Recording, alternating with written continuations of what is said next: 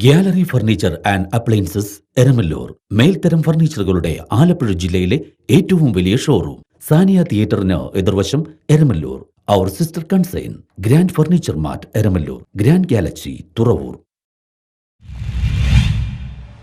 ആന്റണി ജോൺ എംഎൽഎയുടെ ഇടപെടൽ അടിവാട് ടൗണിലെ വെള്ളക്കെട്ടിന് പരിഹാരമാകും. ആന്റണി ജോൺ എംഎൽഎയുടെ ഇടപെടൽ മൂലം അടിവാട് ടൗണിലെ വെള്ളക്കെട്ടിന് പരിഹാരമാവുന്നു. കോഴിപ്പള്ളി അടിവാട് റോഡിന്റെ നവീകരണത്തിന്റെ ഭാഗമായാണ് അടിവാട് ടൗണിന്റെ വെള്ളക്കെട്ട് പരിഹരിക്കപ്പെടുന്നത്. ഇതുമായി ബന്ധപ്പെട്ടുള്ള ഓട നിർമ്മാണത്തിന് ആന്റണി ജോൺ എംഎൽഎയും കേരള വ്യാപാരി വ്യവസായി ഏകോപന സമിതി പല്ലാരിമംഗലം യൂണിറ്റ് ഭാരവാഹികളുടെയും പൊതുപ്രവർത്തകരുടെയും യോഗം അടിവാട് വ്യാപാര ഭവനിൽ നടന്നു. ചില പ്രശ്നങ്ങളുണ്ട്.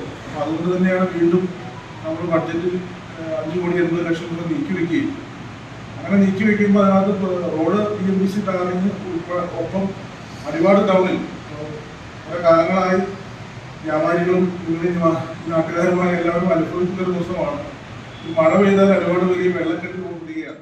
ഇതിന്റെ അടിസ്ഥാനത്തിൽ നിലവിലുള്ള സ്ലാബുകൾ പൊക്കി ഓടയ്ക്ക് വീതി കൂട്ടി വെള്ളം താഴേക്ക് ഒഴുകുന്ന രീതിയിൽ വേണ്ട മാറ്റങ്ങൾ വരുത്തി ടൗണിലെ വെള്ളക്കെട്ടിന് പരിഹാരം കാണണമെന്ന് യോഗം വിലയിരുത്തി. Pallarimangalam panchayat president Khadeeja Muhammad, vice president OE Abbas, panchayat അംഗങ്ങളായ A രമണൻ, ഷിബി ബോബൻ, രാഷ്ട്രീയ പാർട്ടി പ്രതിനിധികളായ MM Bakkar, KB Muhammad, KM Muhammad, വ്യാപാരി വ്യവസായി ഏകോപന സമിതി unit president MM Aliyar, secretary MA Sheru, treasurer Jose Kandoth, youth wing president Shamjal PM, പൊതുമരാമത്ത് ഉദ്യോഗസ്ഥർ തുടങ്ങിയവർ പങ്കെടുത്തു.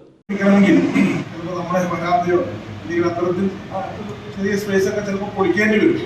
അപ്പോൾ അതിന്റെ കൃത്യമായ വിവരത്തെ സംബന്ധിച്ച് ഇത് സൂചിപ്പിക്കും.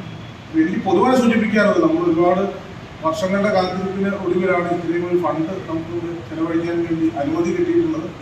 അപ്പോൾ അതുകൊണ്ട് തന്നെ നമ്മൾ കണ്ടിട്ടുള്ളത് പോലെ വളരെ ഭംഗിയായി ഒരുപാട് വർഷങ്ങളായി ഒരുപാട് നേരിടുന്ന വെള്ളക്കെട്ടെന്നുള്ള ഒരു പ്രശ്നം പരിഹരിക്കാൻ വേണ്ടിയിട്ട് ഈ വർക്ക് നന്നായി.